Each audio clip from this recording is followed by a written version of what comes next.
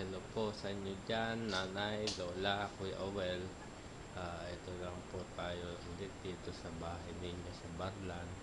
At ngayon po ay birthday nga po nitong may bahay ni Reynaldo, Shirley, at si Karawan na rin ni tatay ng kanyang anniversary. Kaya nagluto sila, nagprepara ng handa. Ito po, spaghetti tsaka lumpia Shanghai.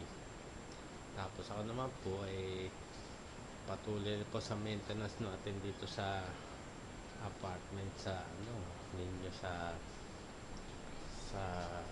Barlan. Ayan po, ito po yung banyo. Ito po, ayan. Andyan pa rin po yung mga gamit na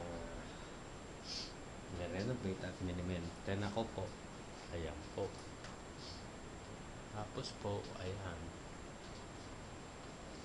At gumawa nga po pala ako ng tawag din ng munting alaala ni tatay at sa inyo na rin po sa pagdating nyo.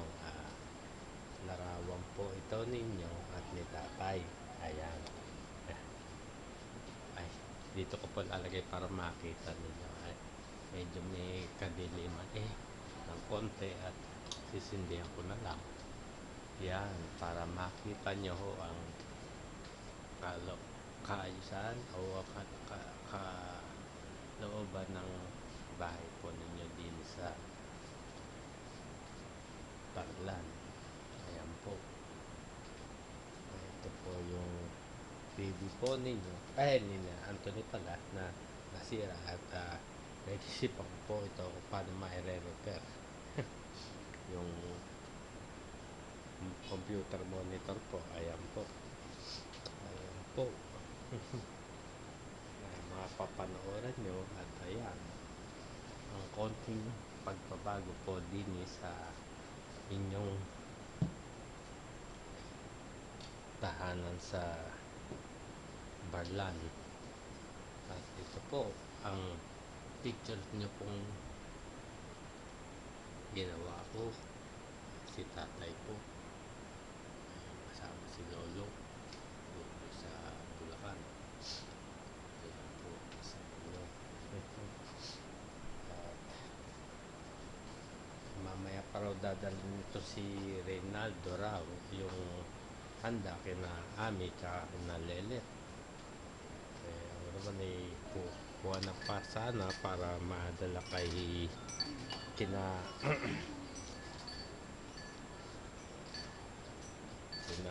brothers ay kina Kuya Boy nasa kabigat to si Michael saka yan po. Ayan po ang kalooban ng tawag din ni Maurang po nito sa apartment natin sa Barla. Ayan po mga halaman na araw-araw dinidiligat ko yung mga ganito po. Nagtanim po ako dito ng konting halaman. May tumubo na pong kalamansi ho yata yan tsaka ampalaya. Ayan ho, ay bibili na lang po ako siguro ng baging kapag kukuha na lang kayo dyan. Ayan mga kalamansi ho yan tsaka ampalaya. Bumili ako kapirasong lupang may pataba na kulay brown sa palengke. At yan, ginawa ko na lalagyan. Ayan, para makakuha nyo pagka relax na po din pagbakasyon nyo po din at ito pong harapan ginawa ko na po. Namin pala katulong namin sila Fernando.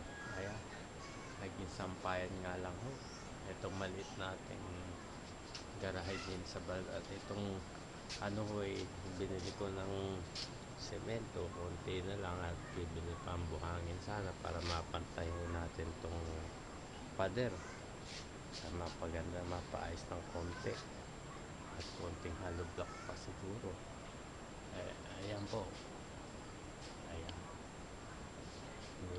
matulog siya pagka naulan. May silungan. Yan po, buuan ng apartment po ninyo din sa Barlan. Ayan po, maintenance pa rin po ulit. Parang sa Kabuko na rin po. Ayan po. Ay sasakyan ni Rinaldo. Panghatid sundo ng mga bata sa eskwelahan. Ayan na siya. Oops, ang balita na. Ayan. Ayan. Inyong anak. Uwi. Ha? So, ano ba ang ating ngayon? Oops. Ayan po. Liwalas po din sa munting tahanan po ninyong titigilan dito sa Balan.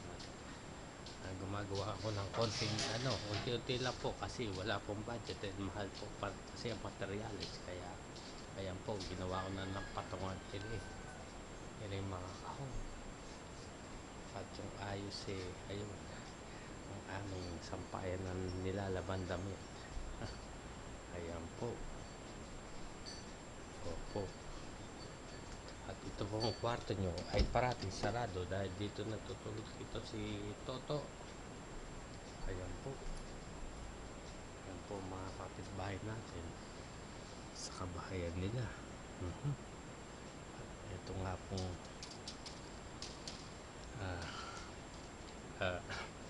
tawag din bintana po ninyo ay ipina-screenan nila para hindi na pumasok ang mga lamok. Ayan po.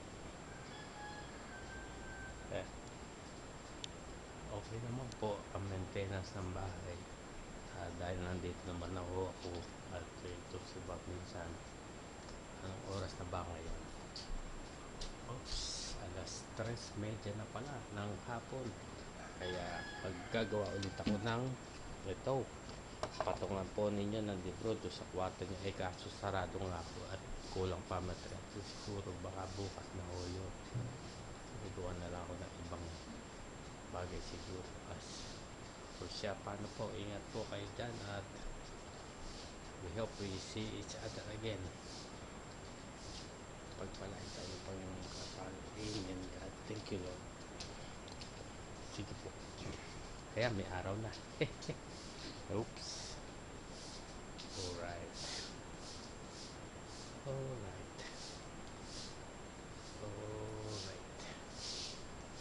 Happy anniversary at happy birthday po.